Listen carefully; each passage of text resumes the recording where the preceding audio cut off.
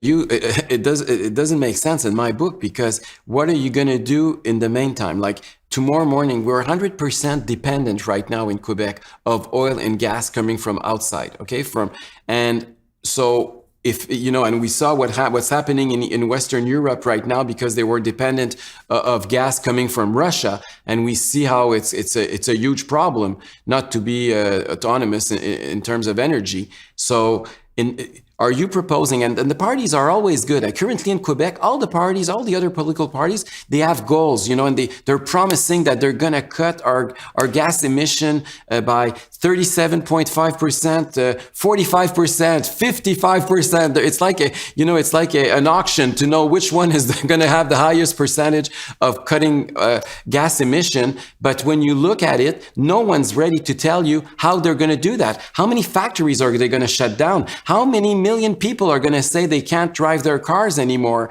How many, ski-doos and yachts how are they going to do that? They never ever say it. And every single time those politicians promise that, they're always lying. They never ever achieve their goal. It's always easy to look good. And that's the problem with the left often. They want to show off. Well, we could also point out that the Americans turned radically to natural gas fracking after the year 2000. Yeah.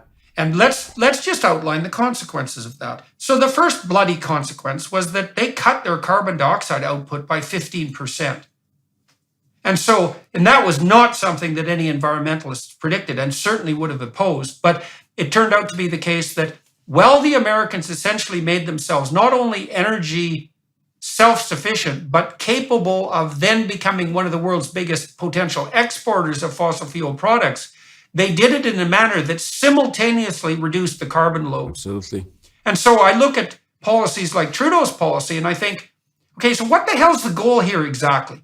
You're going to demonize liquid natural gas in particular, which is an exceptionally clean fuel, which is extremely abundant and which is also extremely inexpensive, which you think would appeal to the lefties because hypothetically they're compared about the poor.